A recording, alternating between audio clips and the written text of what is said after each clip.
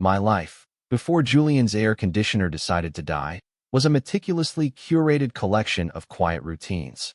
It was measured in the precise clicks of my mouse, the soft hum of my computer, and the predictable arc of the sun across my living room floor. I worked from home as a graphic designer, a job that suited my temperament perfectly. It required observation, precision, and very little spontaneous human interaction. My apartment was my sanctuary, a fortress of solitude built from neutral-colored walls and carefully chosen minimalist furniture. From my second-floor window, I had a perfect, unobstructed view of Julian's backyard. He was the exception to my quiet life, the loud, vibrant, achingly alive variable I hadn't accounted for. Julian moved in next door 8 months ago, and my carefully constructed peace had been under siege ever since. Not from noise, not really. He was a carpenter, and the sound of his saw or the rhythmic tap of his hammer was more a part of the neighborhood's ambient soundscape than a disturbance. The siege was internal. He occupied a space in my mind I hadn't known was vacant, filling it with the image of his broad back as he lifted lumber, the flash of his easy smile when he greeted the mail carrier, the low rumble of his truck starting in the early morning. I had cataloged him the way I cataloged fonts and color palettes. Julian, late 20s, maybe early 30s. Hair the color of dark wood shavings, perpetually messy. A dusting of stubble that was always present but never quite became a beard. His arms were a study in functional anatomy, corded with muscle that wasn't for show. It was muscle built from work, from lifting and hauling and creating things with his hands. He was, in a word, everything I was not. He lived in the physical world. I lived on a screen. My observation of him was a secret habit, a silent, one-sided relationship conducted through double-paned glass. I knew he took his coffee on his back porch every morning, even in the winter. I knew he had a clumsy, affectionate golden retriever named Gus. I knew the specific way he'd push his hair back from his forehead when he was concentrating on a difficult cut. I knew these things with the weird, intimate knowledge of a stalker, though I preferred the term unintentional ethnographer. I was simply studying a fascinating specimen in its natural habitat. A very, very straight specimen. That part was crucial. It was the fence that kept my fascination safely in the realm of aesthetic appreciation. He'd had a girlfriend over a few times when he first moved in, a blonde woman with a loud laugh. I hadn't seen her in months, but the initial impression had solidified into fact. Julian was straight. He was a fixed point in a universe where I was a floating, uncertain variable. He was safe to watch because he was impossible to have. Then came the heat wave. It wasn't just heat, it was a physical presence. A suffocating blanket that settled over the city and refused to budge. The air turned thick and syrupy, the asphalt softened, and the world slowed to a crawl. My own central air was a godsend, a humming, mechanical angel that kept my sanctuary at a steady, blissful 68 degrees. I was cocooned in cool air, deadlines, and my usual state of benign loneliness. The knock on my door was so unexpected it made me physically jolt. It wasn't the light tap of a package delivery. It was a solid, heavy-knuckled rap. 3 distinct beats that sounded vaguely desperate. I peered through the peephole, my heart giving a stupid, traitorous leap when I saw who it was. Julian. He was standing on my welcome mat, which suddenly felt absurdly cheerful. He was drenched. His gray t-shirt was plastered to his chest, dark with sweat. Droplets clung to his hairline and traced paths down his temples. He looked exhausted, frustrated, and impossibly, annoyingly handsome. He scrubbed a hand over his face, leaving a smear of grime on his cheek, and knocked again, harder this time. My brain scrambled. What does one say to the neighbor one has been secretly observing for 8 months? Hello, I know you prefer the dark roast from the corner cafe, and your dog has a favorite squeaky toy shaped like a hedgehog. Probably not that. I took a deep breath, unlocked the door, and opened it a crack. The hot, heavy air from the hallway immediately rushed in, a reminder of the hell he was living in and the paradise I was hoarding. Hey, he said. His voice was a low rasp, rougher than usual. His eyes, a shade of hazel that I'd never been able to properly appreciate from my window, found mine. They were direct, and for the first time, I was on the receiving end of his full, undivided attention. It was like staring into a low-wattage spotlight. Hi. I managed, my own voice sounding thin and reedy. Sorry to bother you, man, he said, shifting his weight. This is gonna sound weird, but my AC unit just gave up. It's like a sauna in my place. I was wondering, and feel free to say no, if I could just, I don't know, sit in your hallway for an hour? Just to cool down before I melt. He gave a small, self-deprecating smile, but the exhaustion in his eyes was real. He looked genuinely distressed, and he was asking to sit in my hallway. My mind, a frantic librarian, flipped through all the possible social protocols for this situation. All the pages were blank. Don't be ridiculous, I heard myself say, the words coming out before I'd fully authorized them. I opened the door wider. A blast of my refrigerated air washed over him, and his shoulders visibly slumped in relief. Come in. Of course, come in. He stepped inside, bringing with him the scent of hot asphalt, sweat, and sawdust. It was an earthy, masculine smell that was completely alien to my sterile, lemon-scented apartment. It felt like the outside world had just breached my fortress walls. He stood awkwardly in my small entryway, looking around as if he'd entered a museum. His presence was overwhelming. He was bigger than I'd realized, broader in the shoulders. He filled the space in a way that made my carefully arranged furniture seem fragile and small. Wow, he breathed out, closing his eyes for a second as the cold air enveloped him. This is amazing. Thank you. Seriously. I'm Julian, by the way, Leo, I said, my hand automatically extending for a handshake. His hand was warm and calloused, his grip firm and dry despite the sweat on his brow. The contact sent a tiny, stupid jolt up my arm. I let go a little too quickly. Leo. Right. I knew that, he said, a faint blush rising on his neck. Heard the mailman say it once, of course. The mailman. Not my months of silent, window-bound vigilance. It's no problem, I said, gesturing vaguely toward my living room. My couch is a couch, and I have water. Or, other things. What other things? My internal monologue was screaming at me. What other things, you idiot? You have oat milk and 3 types of artisanal tea. Offer the man a beer. I didn't have beer. Water would be incredible, he said, his gaze landing on the large box fan I had oscillating in the corner, supplementing the AC. It was my belt and suspenders approach to climate control. He looked at it like a man in the desert looks at an oasis. I fetched him a glass of water, my hands not entirely steady. When I came back, he had sunk onto my sofa, directly in the fan's path. He'd leaned his head back, eyes closed again, his dark hair ruffled by the artificial breeze. The pose was one of pure, unadulterated relief. He looked vulnerable, stripped of the usual confident energy I saw from my window. He was just a guy who was too hot. A very, very hot guy who was too hot. My brain was short-circuiting. He took the glass from me, his fingers brushing mine. You're a lifesaver, Leo. For real, he drained half the glass in one long pull, his throat working. I watched the movement, mesmerized. Then I forced myself to look away, to sit in the armchair across from him, creating a respectable, unweird amount of distance. The only sounds were the hum of the air conditioner, the whir of the fan, and the soft sound of Julian breathing. The silence stretched. It wasn't uncomfortable, not yet, but it was full. It was filled with his presence, with the scent of him, with the 1,000 things I was thinking and the absolute nothing I was saying. The siege was over. The enemy was inside the gates. And all I could think was, don't let him know he's the enemy. He stayed for 3 hours that first afternoon. We fell into a strange, unspoken rhythm. I retreated behind the safe barrier of my laptop, pretending to work on a branding project. My screen was filled with color swatches and font pairings, but my focus was entirely on the man sitting 10 feet away. I was acutely aware of every shift of his weight on my couch, the rustle of his clothes, the soft thud of his empty water glass on the coaster I'd nervously provided. He wasn't restless. For a man who seemed to always be in motion, he had a surprising capacity for stillness. He spent most of the time on his phone, presumably searching for emergency AC repair services. The occasional frustrated sigh or muttered curse was the only indication of his internal state. I watched him from the corner of my eye, tracking the way the fan lifted the damp hair at his temples, the line of his jaw as he frowned at his screen, the casual sprawl of his long legs. It was an exercise in torturous proximity. He was a masterpiece, and I was the security guard who had to stand 3 feet away and pretend to be unimpressed.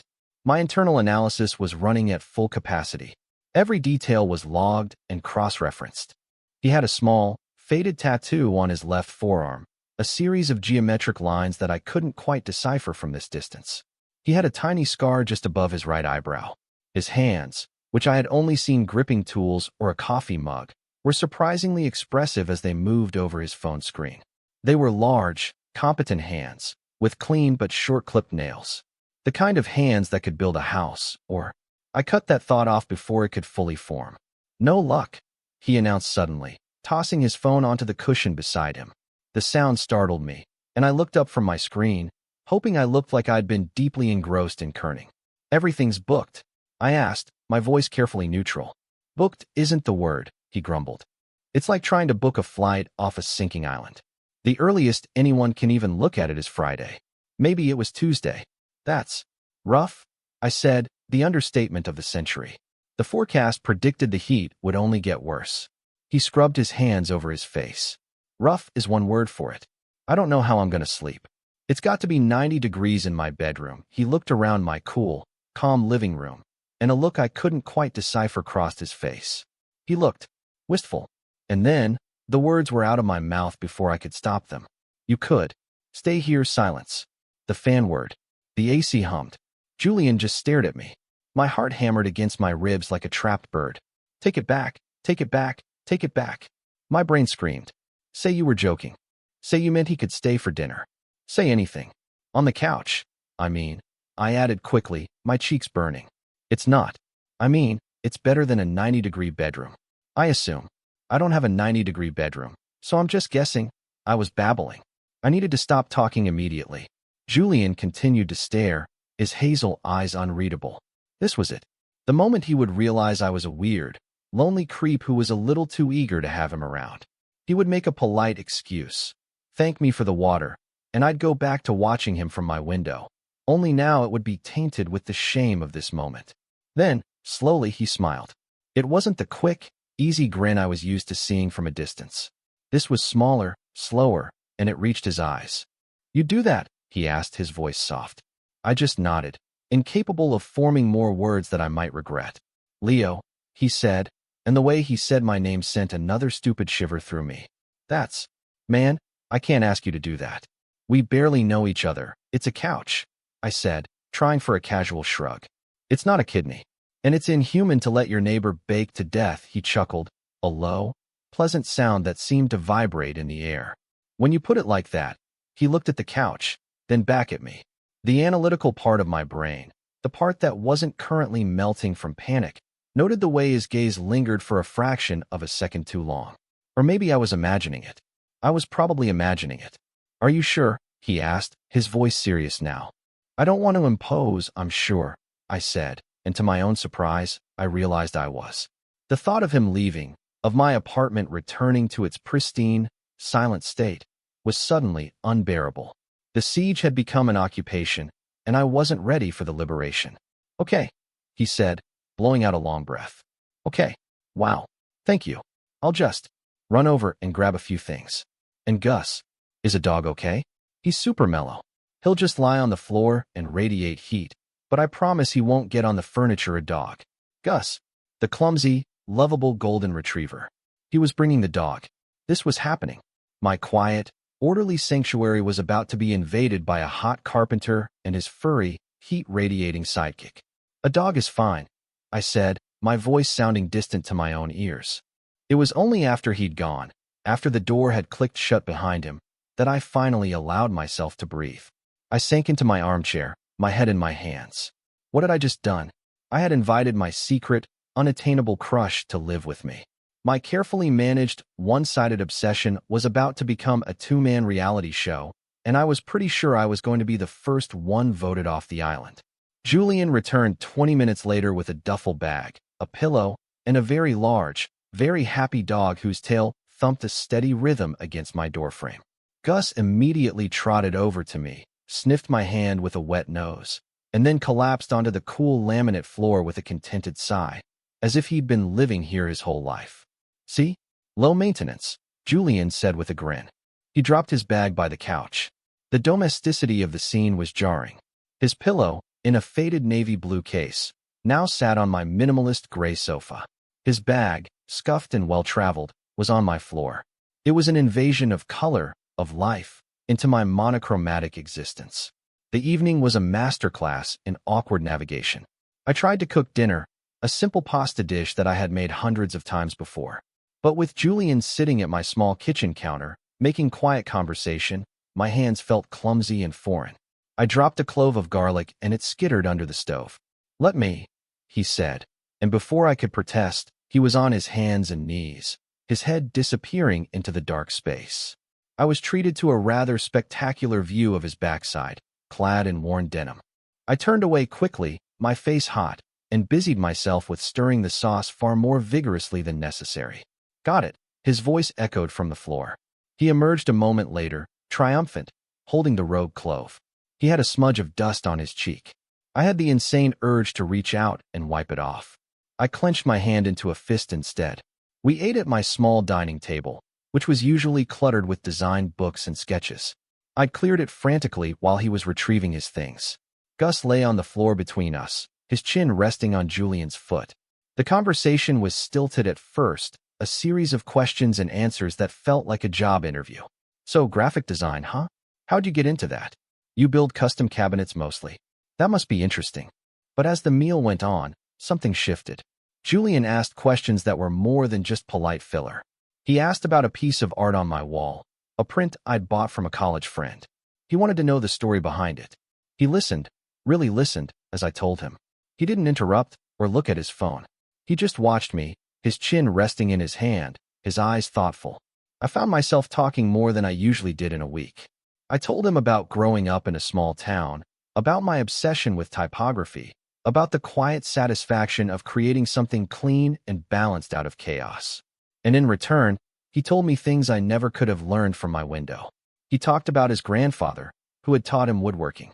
He spoke of the scent of cedar and the feel of a perfectly balanced tool in his hand with a passion that made my own job feel sterile and bloodless. There was a moment, as I was describing a particularly difficult client, that I made a sarcastic comment and he laughed. Not a polite chuckle, but a real, deep laugh that made his eyes crinkle at the corners.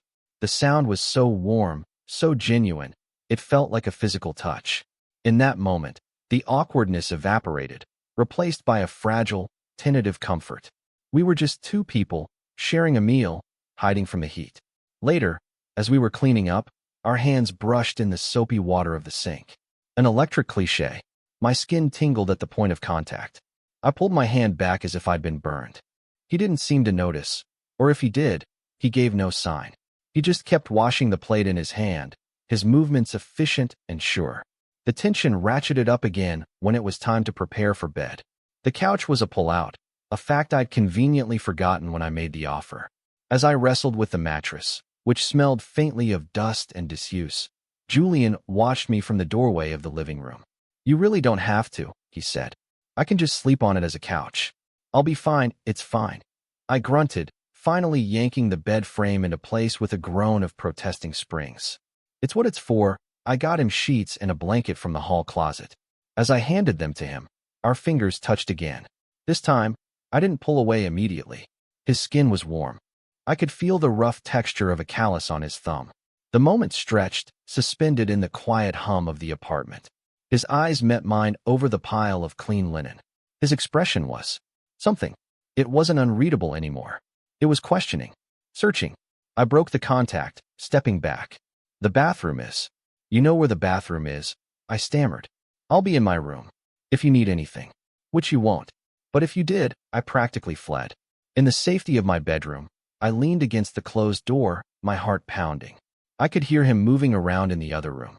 The soft rustle of sheets, the squeak of the mattress as he sat down, the click of the lamp turning off. Each sound was an intimate intrusion into my solitary world. I was intensely, painfully aware that a nearly naked man, my crush, was just a thin wall away, sleeping in my living room.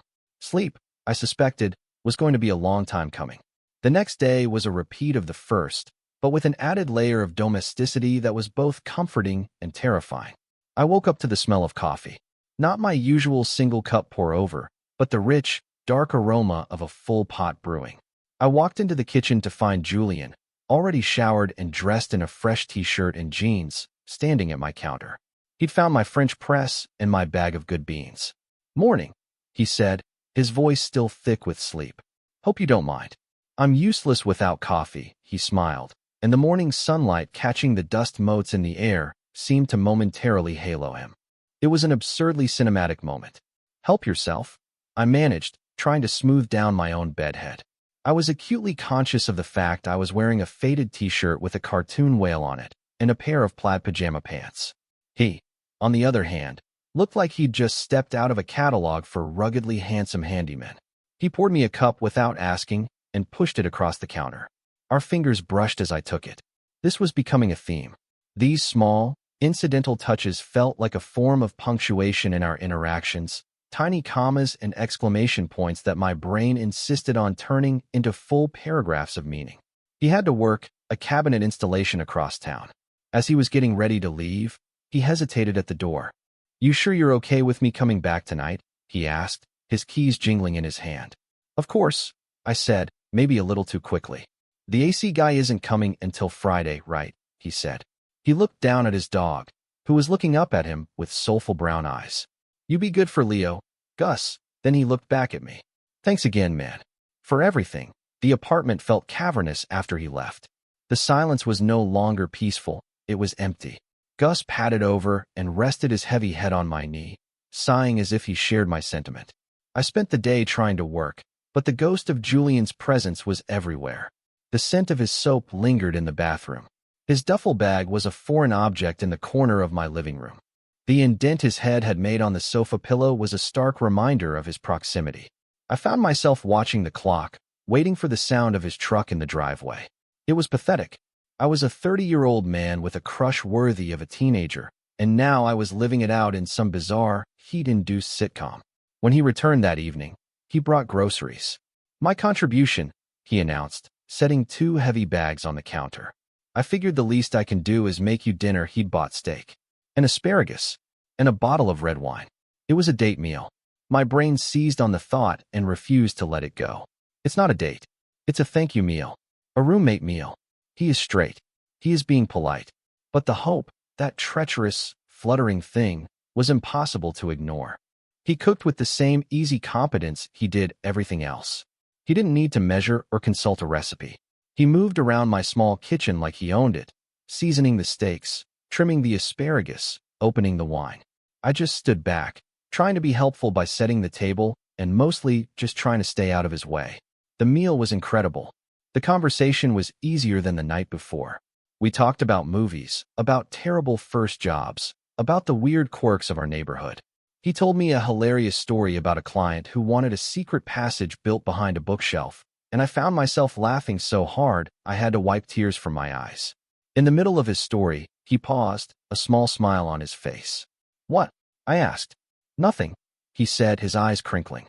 "It's just, you have a really great laugh. You should do it more often." The comment landed in the center of my chest and radiated warmth through my entire body. It was such a simple thing, an offhand observation, but it felt profound. It felt like he saw me. Not just the quiet, awkward neighbor, but something more. After dinner, we sat on the couch, a respectable distance between us, and watched a documentary about deep-sea life. Gus snored softly on the floor. The wine, the heat, the low murmur of the narrator's voice. It was a recipe for lethargy. My eyelids felt heavy. I must have drifted off. I woke with a start to find my head was resting on something firm but soft. Something warm. I blinked, disoriented, and realized my head was on Julian's shoulder. His arm was draped loosely around me, his hand resting on my bicep. The documentary was over. The screen was dark. The only light came from the small lamp in the corner. I froze. Every muscle in my body went rigid. "Don't move. Don't breathe. Maybe he's asleep. If you move, he'll wake up, and this will be the most awkward moment in human history." His thumb moved, a slow, deliberate stroke against my arm. He wasn't asleep. I am awake. He is awake. My head is on his shoulder. His hand is on my arm. This is not an accident. My mind is a frantic slideshow of possibilities, each one more terrifying than the last. He's just being friendly. This is how straight guys are with their friends, right? A comforting, platonic gesture. But it didn't feel platonic. It felt charged, deliberate. The air grew thick, heavy with unspoken things. I could feel the warmth of his body through his t-shirt, could smell the faint scent of wine on his breath mixed with his own clean, soapy scent. My heart was a frantic drum against my ribs. I should move. I should pull away, laugh it off, make a joke about falling asleep. It was the safe thing to do, the thing that would preserve the fragile peace between us, that would allow me to maintain the fiction that this was all just a neighborly arrangement. But I couldn't. I was paralyzed, caught between a lifetime of caution and a desperate, aching need for this one moment to last forever. He shifted slightly, and I thought, this is it, he's going to pull away. But he didn't. He just settled more comfortably, his arm tightening around me almost imperceptibly. His fingers spread out a little on my arm, a quiet claim. "You okay?" he murmured, his voice a low rumble that vibrated through his chest and into my ear. "Yeah," I breathed, the word barely audible. My own voice sounded foreign. We sat like that for what felt like an eternity. The silence was a living thing, filled with the whir of the fan and the frantic beating of my own heart. I was so focused on the feeling of his hand on my arm, the solid weight of him against me, that I barely registered the flicker of the lights. Then, they flickered again, and with a collective groan from every appliance in the apartment, the power went out. The hum of the AC died. The whir of the fan sputtered to a stop. The lamp in the corner winked out. We were plunged into absolute darkness and a sudden, profound silence. "Well, hell," Julian's voice came out of the blackness, right next to my ear. The sudden loss of the cool air was immediate. The oppressive heat of the outside world began to seep back in, a malevolent presence. The comfortable lethargy of moments before was replaced with a jolt of adrenaline. "The whole block must be out," I said, my voice shaking slightly. I finally pulled away, sitting up straight. The loss of his warmth was an immediate, physical ache. "Probably a blown transformer," he said. His voice was calm, steady. Of course it was. He was the kind of person who knew about transformers. Too much strain on the grid. I fumbled for my phone. Its sudden screen a blinding glare in the dark. The battery was at 15%. "I have candles," I said, my mind racing. "And a battery-powered fan somewhere. In the hall closet, stay put." "I'll get my phone," he said. A moment later, his own screen lit up the space between us. In the ghostly white light, his face was all sharp angles and shadows. He looked serious, focused. He got up and began to navigate the unfamiliar landscape of my living room with a surprising lack of stumbling. What followed was a strange, intimate ballet in the dark. Directed by the narrow beams of our phone flashlights, we worked together. I found the candles, an emergency stash from a winter storm warning years ago. My hands were trembling as I tried to light the first one. "Here," Julian said, his voice close behind me. He took the lighter from my unsteady hand. His fingers brushed mine, a now familiar spark in the darkness. He lit the candle with a steady hand, the small flame blooming to life, pushing back the oppressive black. We lit a few more, placing them around the room, casting long, dancing shadows on the walls. The apartment was transformed into something ancient and mysterious. The fan, I remembered. We found it in the closet, a small, portable thing I'd bought for camping once. Julian, naturally, knew where the batteries were kept and had it running in seconds. It was a poor substitute for the air conditioner, but the small stream of air it produced was a blessing. We ended up on the floor, in front of the one open window, hoping for a cross breeze that never came. We sat side by side, our shoulders almost touching, watching the candlelight flicker. Gus lay between us, a warm, furry barrier. The formality of the first night was gone, burned away by the heat and the darkness. We were just two people in a box, sweating in the dark. The barriers weren't just physical. In the anonymous, candlelit darkness, the conversation deepened. He asked me about my family. I told him about my parents, who had retired to Florida, and my older sister, who lived on the other side of the country. I admitted, for the first time to anyone other than my therapist, that I sometimes felt adrift, disconnected from them. He listened without judgment. And then he shared something of his own. "My dad took off when I was a kid," he said, his voice quiet, matter of fact. He stared out the dark window. "My mom worked 2 jobs. I started working with my grandpa in his woodshop when I was 12, just to help out. Found out I was good at it. Found out I liked having something solid to hold on to. something I could fix with my own hands. He turned to look at me, his face half in shadow, half in golden light. You ever feel like that? Like you just need something solid? The question hit me with the force of a physical blow. It was so perceptive, so close to the bone of my own quiet anxieties. I spent my life manipulating pixels, things that had no weight, no substance. My relationships, my life, it all felt ethereal. All the time, I whispered. We were quiet for a long time after that. The shared vulnerability hung in the air between us, as tangible as the heat. He had seen something in me, a loneliness I tried so hard to hide, and he hadn't recoiled. He had met it with his own. The heat was becoming unbearable. A sheen of sweat covered my skin. I felt lightheaded, dizzy. I need some water, I murmured, making to get up. My knees felt weak. As I started to push myself up, his hand shot out, closing around my arm. It wasn't a hard grip, but it was firm, stopping me. I looked down at his hand on my skin, the silhouette of his strong fingers against my pale arm in the dim light. Stay right here, he said. His voice was low, a gravelly whisper that cut through the thick air. He didn't let go. Instead, he gently pulled me back down, shifting his body to position me directly in the path of the small, battery-powered fan. The meager breeze felt like heaven on my damp skin. He had given me the best spot, the only spot with any relief. It was such a simple, protective gesture, but it felt like so much more. It felt possessive. It felt intimate. My heart is a trip hammer. This is the moment. The tipping point. His hand is still on my arm. He's so close I can feel the heat radiating from his body, a different kind of heat from the one suffocating the room. His thumb begins to move, a slow, hypnotic stroke back and forth over my skin. It's the same gesture from the couch, but this time there is no ambiguity, no possibility of it being an accident. It is deliberate. It is a question. I look at him. His face is inches from mine. In the flickering candlelight, his eyes are dark, intense pools, and they are fixed on me. He's searching for something in my expression. Permission? Reciprocation? Rejection? I don't know. I don't know what to show him. My face feels like a mask, and I have no idea what expression it's wearing. Leo, he says, and my name is not a statement, it's a breath.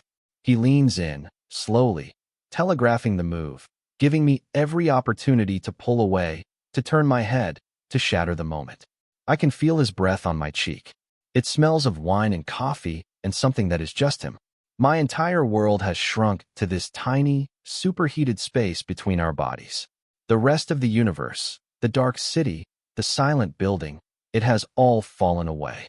There is only the candlelight, the sound of my own ragged breathing, and Julian. I don't pull away. I can't.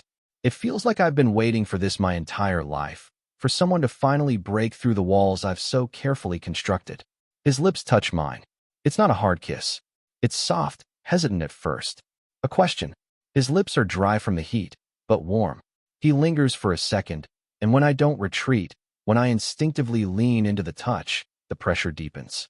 It's a kiss of discovery, slow and deliberate. It's not hungry or demanding. It is, I realize with a sense of wonder, unbelievably gentle. His other hand comes up to cup my jaw, his calloused thumb stroking my cheek. The slight roughness of his skin against mine is grounding, real. My own hands, seeming to have a will of their own, lift to his chest. I can feel the steady, strong beat of his heart under my palm. It's beating just as fast as mine.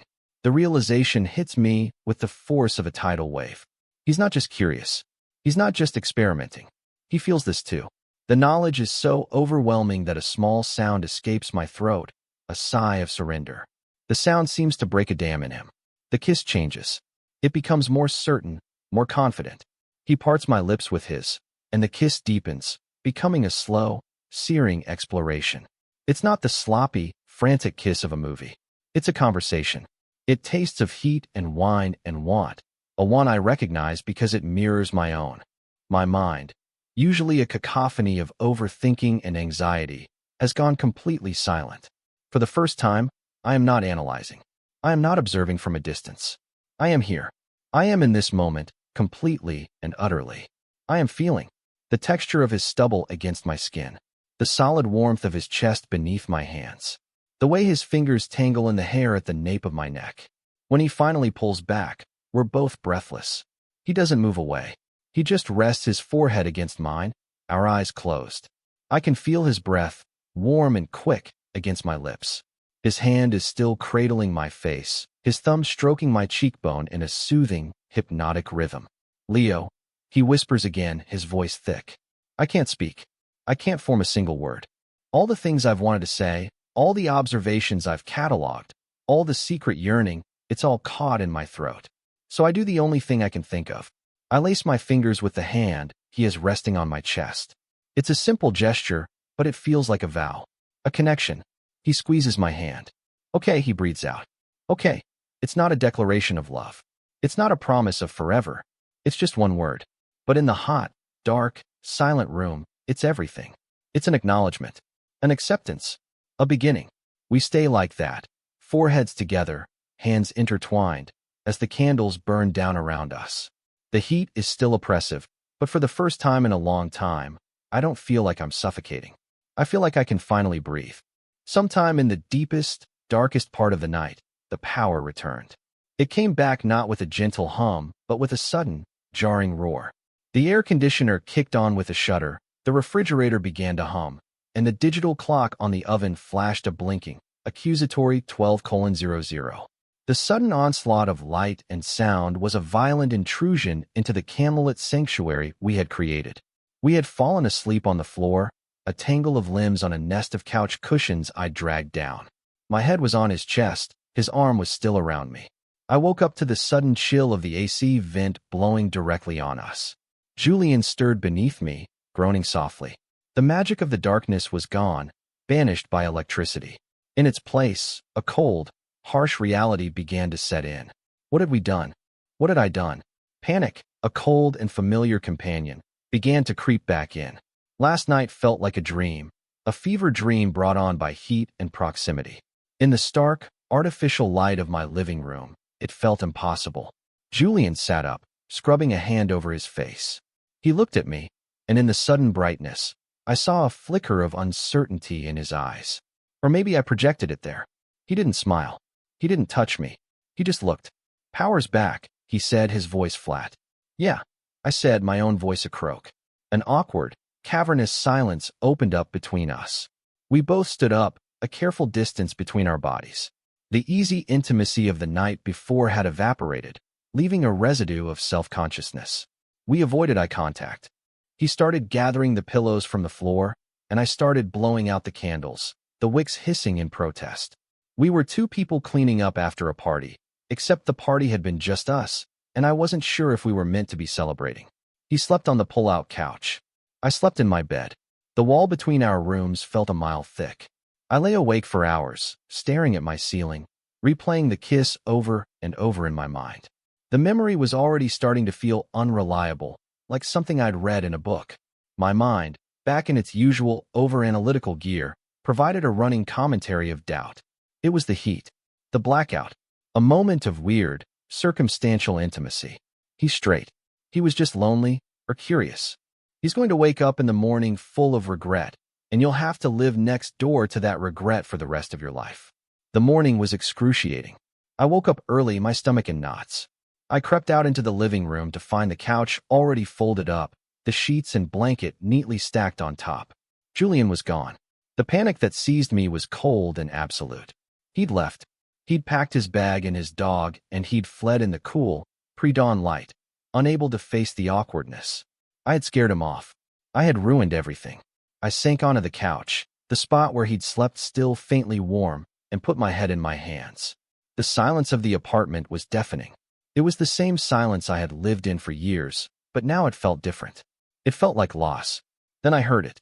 The soft jingle of a dog collar from the direction of the kitchen. I lifted my head. I walked slowly, cautiously, toward the sound. I peered around the doorframe. Julian was there. He was standing at the counter, his back to me, shirtless, wearing only the jeans he'd had on last night. He was making coffee. Gus was lying at his feet, thumping his tail softly on the linoleum. He hadn't left. The relief was so profound it made my knees feel weak. He hadn't run away. He was just making coffee. He must have heard me because he turned around. His hair was messy from sleep, and the stubble on his jaw was thicker. Without a shirt, I could see the landscape of his torso, the sweep of his collarbones, the defined muscles of his chest and stomach. He wasn't built like a bodybuilder. He was built like a man who worked. It was beautiful. "Morning," he said. His voice was quiet. He still wasn't smiling. He looked tired. "Morning," I squeaked. I cleared my throat. I thought you'd left." The admission was out before I could stop it. His expression softened slightly. "No," he said. "Just took Gus out." He gestured with his head toward the French press. "Coffee's almost ready." He turned back to the counter, and I was left standing in the doorway, my heart still doing frantic little pirouettes. The silence stretched again, but this time it felt different. It wasn't empty. It was full of the unspoken thing that had happened between us. He poured 2 mugs, then turned and leaned back against the counter, facing me. He held one of the mugs, but didn't offer it. He just looked at me, his eyes searching my face. I felt like I was being interviewed for a job I desperately wanted, but had no qualifications for. "Leo," he started, then stopped. He took a slow sip of his coffee. He looked down into the mug, as if the answers were floating in the dark liquid. When he looked up again, his gaze was direct, unwavering. "Last night," he said, his voice low and serious. "That wasn't just the heat, or the blackout. I just stared, holding my breath. I've wanted to do that for a while now," he admitted, a faint flush rising on his neck. Longer than I was probably willing to admit to myself. My brain struggled to process the words. For a while now, he had been thinking about it. He, Julian, the confident, capable, presumably straight carpenter, had been thinking about kissing me. The idea was so foreign, so far outside the realm of what I had allowed myself to imagine, that it didn't seem real. I don't know what to say," I stammered, which was the honest truth. He gave a small, wry smile. "You don't have to say anything." He pushed himself off the counter and walked toward me, stopping just a foot away. He was so close I could feel his body heat. He smelled like sleep and coffee. I needed you to know that I didn't regret that when I woke up this morning. Just so you know," he reached out, not to touch my face or my arm, but just to take my hand. He unfolded my clenched fist and laced his fingers through mine. His hand was so much larger than mine, warm and solid. He gave my hand a gentle squeeze, a silent reassurance. And just like that, the knot of anxiety in my stomach loosened. The panic receded. He wasn't regretting it. He was confirming it.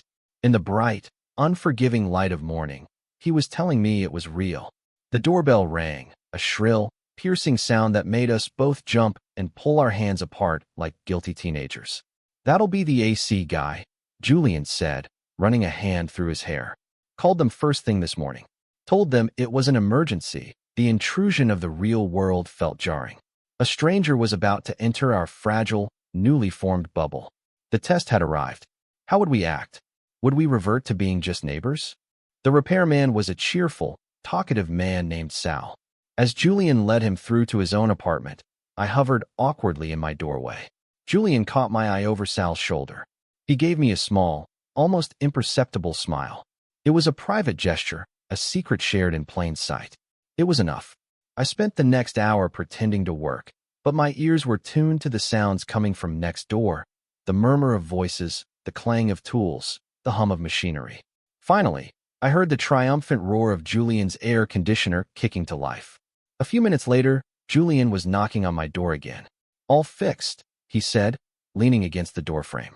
He looked relieved, and a little sad. "That's great," I said, and I tried to mean it. But all I could think was, "Now you have no reason to stay." He seemed to read my mind. "So," he said, rocking back on his heels, "I guess I should get my stuff out of your way." My heart sank. This was it. The end of the sitcom. "Right?" I said, trying to keep my voice light. Of course, he came in and began to gather his things. He folded the sheets with a practiced efficiency. He stuffed his clothes into his duffel bag. I watched him, a dull ache spreading through my chest. Each item he packed felt like a step back toward the way things were. Back to me in my apartment and him in his, separated by a wall and a world of assumptions. He zipped his bag. He clipped the leash onto Gus's collar. He slung the bag over his shoulder. He walked to the door. He was leaving. It was over before it had even begun. He stopped in the open doorway, his back to me. He stood there for a long moment. I could see the tension in his shoulders. I held my breath. Then, he turned around. He looked at me, his face serious. He looked at his duffel bag, at my couch, At the kitchen where we'd talked and laughed. His eyes came back to rest on me. My place is cool now, he said, his voice quiet. But I'd rather stay here. The words hung in the air. He wasn't asking a question. He was making a statement. A choice. If that's okay, he added, a hint of uncertainty creeping into his voice for the first time. A slow smile spread across my face. It felt unfamiliar, like I was using muscles I hadn't used in years. Yeah, I said, my voice thick with emotion. That's okay. He dropped the duffel bag on the floor with a soft thud. He unclipped Gus's leash. The dog, sensing the shift in the atmosphere, trotted over to his favorite spot on the floor and lay down with a happy sigh. Julian closed the door, shutting the outside world out once more. He walked toward me, closing the distance between us. He didn't say anything. He just reached out and took my hand, his fingers lacing through mine. It felt right. It felt solid. That evening, we sat on the couch, the air conditioner humming a soft, steady tune. The oppressive heat was gone, but the warmth between us remained. We didn't talk much. We didn't need to. I was reading a book, and he was sketching something in a small notebook he'd pulled from his bag. Designs for a table, he'd said. Gus snored at our feet. It was a scene of such simple, quiet domesticity that it felt more profound than any grand, romantic gesture. This was real. This was happening. After a while, he set his notebook aside. He didn't let go of my hand. He just leaned back, pulling me with him until my head was resting on his shoulder again, in the same spot it had been the night before. This time, it wasn't an accident. It wasn't born of exhaustion or wine. It was a choice. I closed my eyes, breathing in his scent. The faint, familiar smell of sawdust was still there, but now it was mixed with the scent of my coffee, my soap, my home. Our home. I thought about the man I used to watch from my window, that distant, unattainable figure. He had seemed like a different species, a creature from a brighter, warmer world. I had spent so long observing a life I never thought I could be a part of. But I had been wrong. He wasn't a specimen to be studied. He was just a man who felt a little adrift, just like me. A man who was looking for something solid to hold on to. He shifted, pressing a soft kiss to the top of my head. My hand tightened in his. The quiet hum of the apartment, the steady rhythm of his breathing, the solid weight of him beside me. It was everything I never knew I was searching for. The fortress I had built to keep the world out had become a sanctuary for two. I was no longer an observer. I was here, and for the first time in a very, very long time, I felt like I'd come home.